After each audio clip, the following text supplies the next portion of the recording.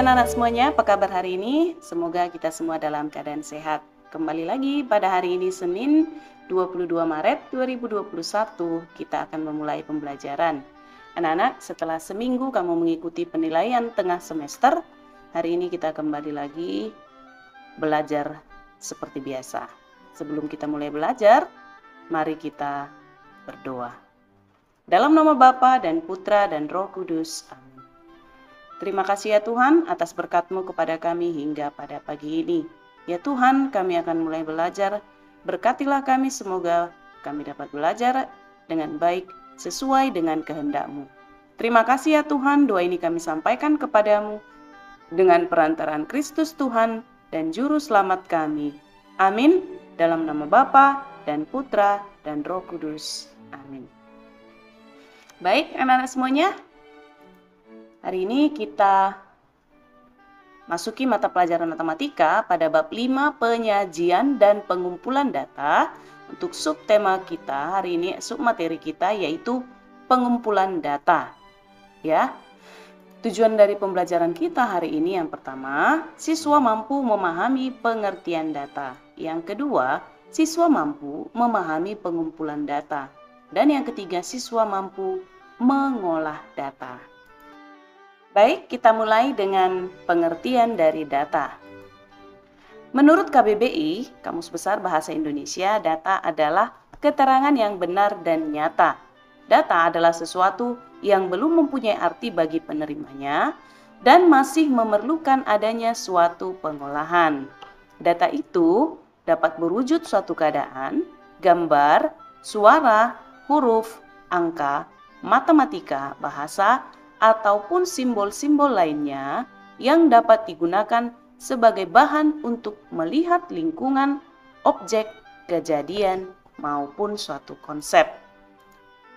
Nah, selanjutnya adalah metode pengumpulan data. Metode pengumpulan data merupakan teknik atau cara yang dilakukan untuk mengumpulkan data.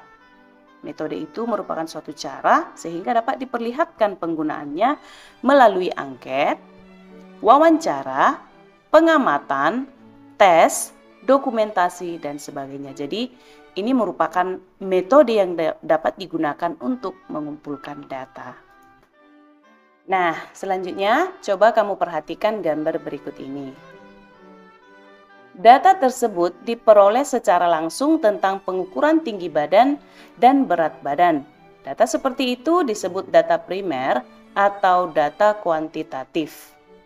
Selanjutnya adalah data berikut ini.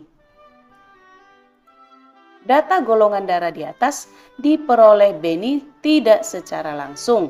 Ia mendapatkan dari UKS. Maka data seperti itu disebut data sekunder atau kualitatif. Nah, ini adalah dua cara memperoleh data atau dua jenis data, yaitu data primer atau kuantitatif dan sekunder atau kualitatif. Selanjutnya, mengolah data. Setelah mengumpul data, langkah selanjutnya adalah mengolah data. Mengolah data dapat dilakukan dengan membuat daftar. Coba perhatikan contoh data berikut ini. Nah, ini adalah data nilai siswa kelas 5 SD Budi Murni 3. Dimisalkan inilah salah satu nilai dari mata pelajaran tertentu. Berdasarkan data di samping, coba kamu tentukan yang pertama nilai terendah, yang kedua adalah nilai tertinggi, dan yang ketiga jumlah siswa. Nah, anak-anak, cara mengerjakannya seperti berikut ini. Pertama sekali yang kamu lakukan adalah rapikan data terlebih dahulu.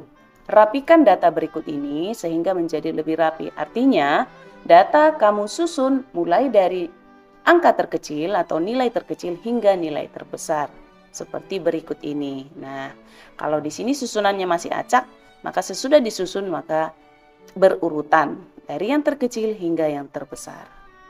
Nah, berdasarkan data tersebut dapat diperoleh bahwa nilai terendah adalah 60, nilai tertinggi adalah 85, dan yang ketiga tadi jumlah siswa adalah 20 orang. Nah, begitu caranya untuk mengerjakan latihan yang seperti ini.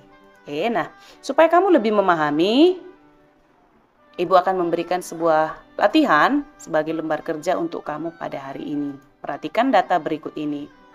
Berikut adalah nilai ulangan bahasa daerah siswa kelas 5. Pertanyaannya, tentukan nilai terendah dan nilai tertinggi dari data tersebut.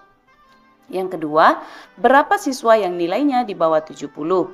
Yang ketiga, berapa siswa yang nilainya di atas 80? Dan yang keempat, berapa banyak siswa yang mendapat nilai 75? Nah, anak-anak, caranya seperti yang telah saya beritahukan tadi, kamu susun terlebih dahulu, rapikan data ini hingga menjadi data yang berurutan. Ya, jadi nilai dari lembar kerja kamu hari ini saya anggap 5 soal. Pertanyaan 4 ditambah merapikan nilai menjadi 5. Ya, jadi skor adalah 20. Jadi kalau kamu tidak merapikannya, langsung menjawab pertanyaannya, itu saya anggap nilainya hanya 80. Oke? Silakan kerjakan tugas kamu dengan baik di buku PS Matematika. Setelah selesai, kumpulkan di GCR. Oke, anak-anak semuanya? Demikian pembelajaran kita hari ini. Terima kasih sudah memperhatikan dengan baik dan sampai bertemu lagi pada pertemuan berikutnya. Sebelumnya mari kita tutup dengan doa. Dalam nama Bapa dan Putra dan Roh Kudus. Amin. Terima kasih ya Tuhan atas berkat-Mu pada kami hari ini. Ya Tuhan, kami akan melanjutkan aktivitas kami. Berkatilah kami, semoga kami dapat melakukan aktivitas kami dengan baik sesuai dengan kehendak-Mu. Terpujilah nama-Mu ya Tuhan, kini dan sepanjang segala masa. Amin. Dalam nama Bapa dan Putra dan Roh Kudus. Amin.